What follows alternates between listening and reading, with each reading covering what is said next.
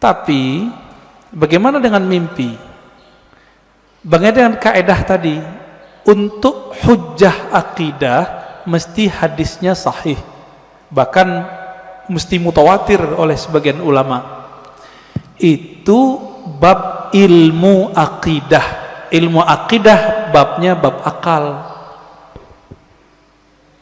Ilmu akidah bab akal. Oke, kalau mimpi tadi bab mana? Yang nomor 4. Ya, orang ahli akal nggak percaya sama mimpi. Orang yang jago mimpi ketawa sama ahli akal, ilmumu segitu aja.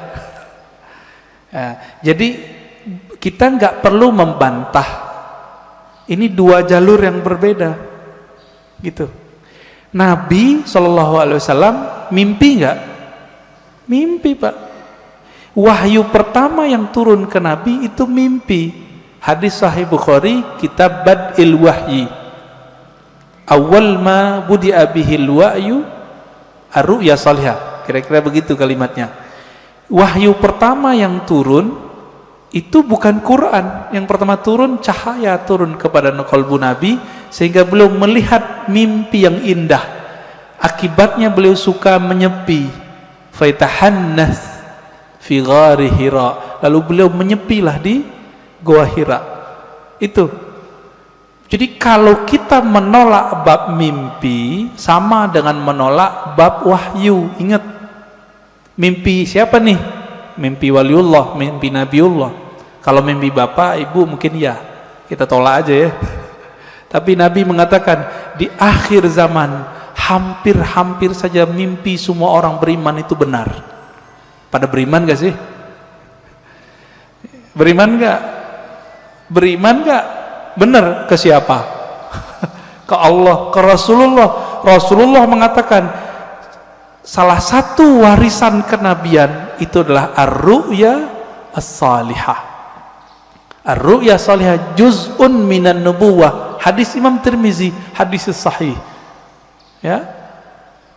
Jadi ahli qalbu itu jaga benar.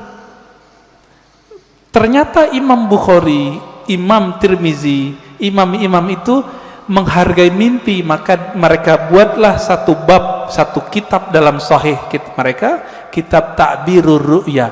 Imam Bukhari punya kitab itu. Dalam Sahih Bukhari bab mengenai takbir mimpi. Kenapa, Pak? Ternyata sahabat Nabi setiap ba'da subuh setoran mimpi yang bening-bening itu kepada Rasulullah. Mimpi malaikat, mimpi melihat ada cahaya dari langit. Itu mereka cerita kepada Rasulullah. Kiai sekarang kan nggak bisa begitu, Pak.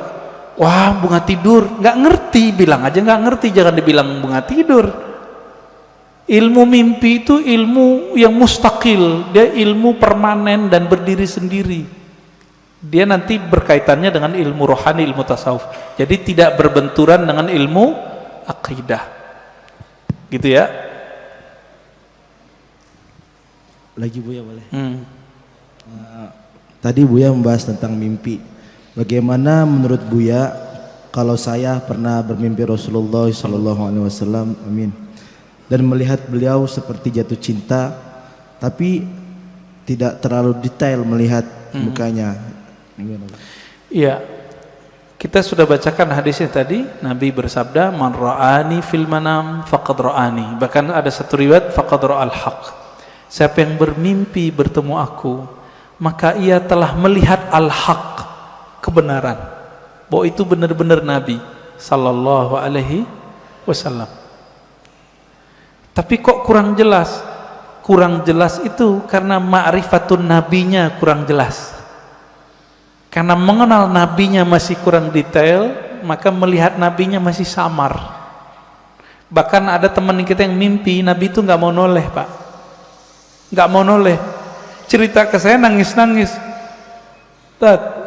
Rasulullah marah sama saya ya. Ada yang begitu. Antum bisa bayangkan, kita mau ketemu orang yang kita cintai, kita idolakan, tapi dia nggak mau noleh. Ruhnya nangis. Gimana caranya? Udah ente sholawat aja banyak-banyak, baca salam kepada Rasulullah, nanti insya Allah Nabi jawab. Alhamdulillah besok-besok ada yang mimpi lagi. Jadi ini bukan kita ngayal, bukan. Ini beda dimensi dia. Kalau ingin cek kebeningan kolbu, tanya mimpinya apa. Jika bapak saya, ini kita lagi kotor, jiwa kita kotor nih. Mau kiai, mau ustadz, mau jamaah, mau tahajud, kotor pak, pasti mimpi basah. Jadi kalau mimpi basah, tobat pak, tobat rohani. Dosa enggak, tapi rohani kita, oh kayaknya hati kita kotor. Sayyidina Umar ketika bermimpi menggauli budaknya. Budak halal gak? Halal.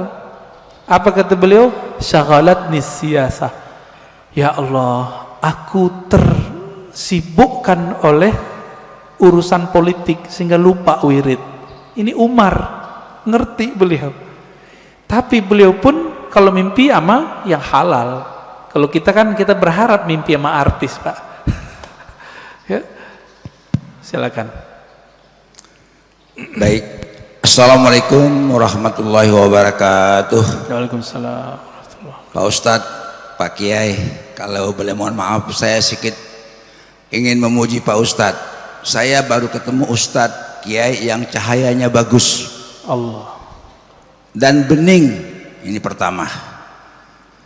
Yang kedua, saya umur 74 tahun.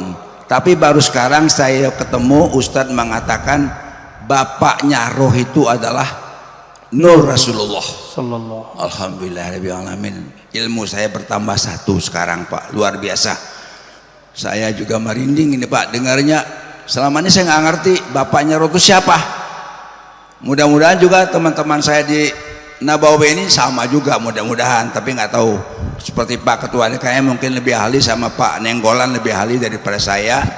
Jadi tahu kalau saya 74 tahun umur nggak tahu bapaknya roh saya siapa.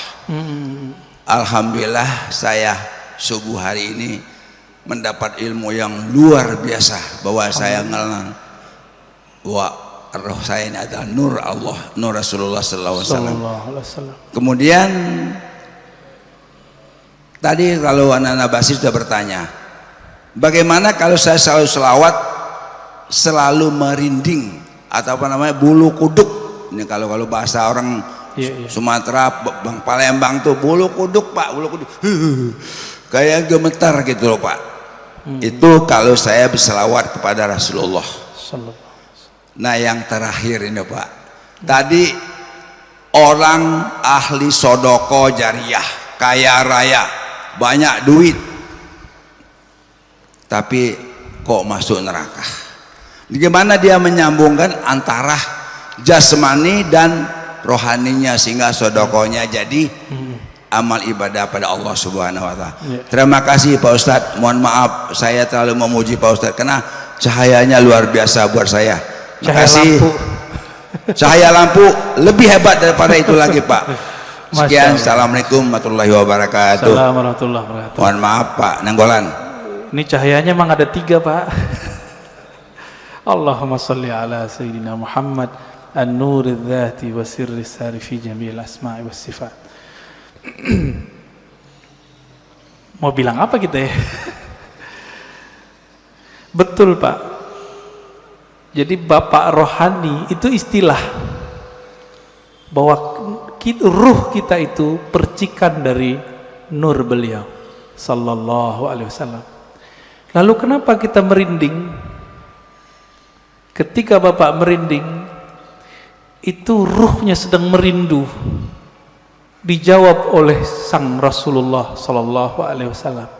Kita katakan assalamu alayka ya Rasulullah. Salam atas engkau wahai bapak rohaniku Rasulullah. Dijawab oleh beliau merinding bapak.